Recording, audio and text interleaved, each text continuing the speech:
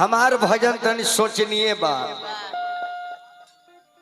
ए अंदर जौन जीव बसल बा, जौन नारी में बोलत या सुगा बोलता, ई जीव रूपी दुल्हन जब एकरा जाए के समय हो जाला, वो मालिक के सिपाही जब आवले गिरफ्तार करे तो जीव रूपी दुल्हन रोक के सिपाही से कहेली,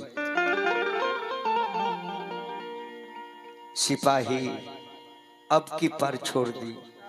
कहले कि नहीं, कानून मत बिगाड़ो, वारंट लेकर के आए हैं, गिरफ्तार करेंगे। पल में प्रलय हो जाता है, पलक उठेगा, ड्यूटी समाप्त हो जाएगा, गिराने नहीं देंगे, और गिर जाएगा तो उठाने का मौका नहीं देंगे। रो के कहतिया,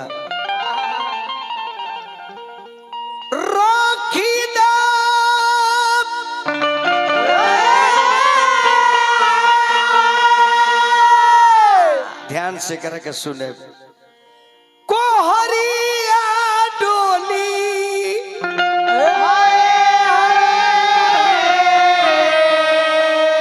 अरिया बहिना हई धोवनी रे चोली। नौरमेन के उठा दी किया रे मितवारे कैसे बलमुआ घरवा जाइबा।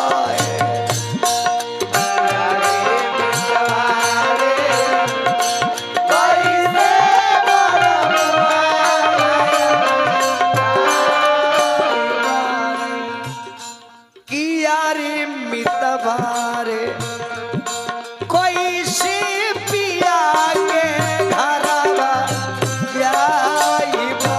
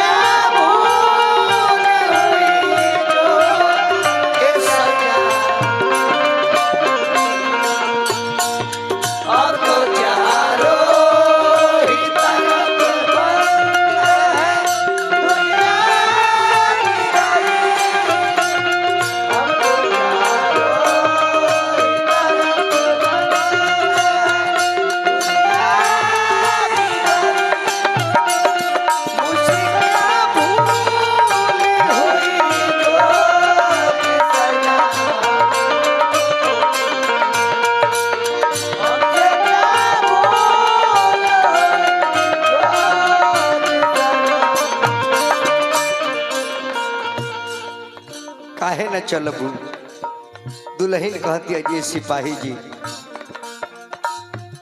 धोबिया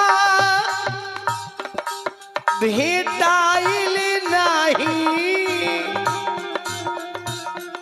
चुनरी धोवाइल नहीं। धोबिया भेटाइल नहीं, चुनरी धोवाइल नहीं। धोबिया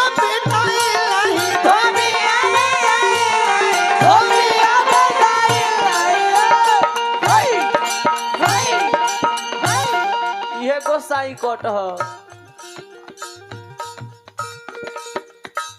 धोबिया। ए धन जी,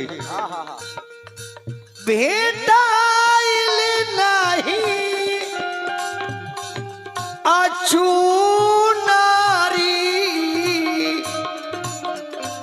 ई धोवाइल रे नहीं। अरे मितवारे कैसे पिया के मुँह दे खाई बारे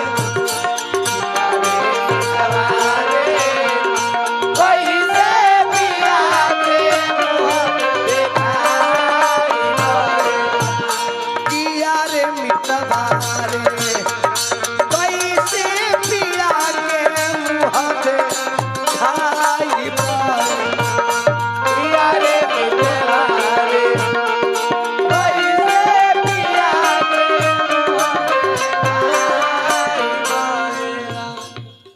एकर धोबी के बा इ साबुन न सरफ जी से साफ ना होई सदगुरु मिल रे जई है चुनरी धोवाई रे बड़ा करके सदगुरु मिल रे जई है चुनरी सदगुरु मिल जई है चुनरी धोवाई रे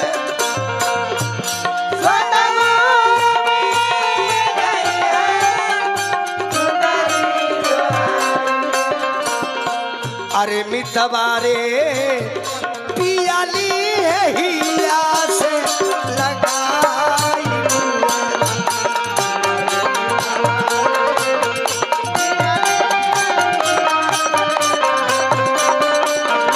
अरे मितवारे पियाली है हिया से लगाई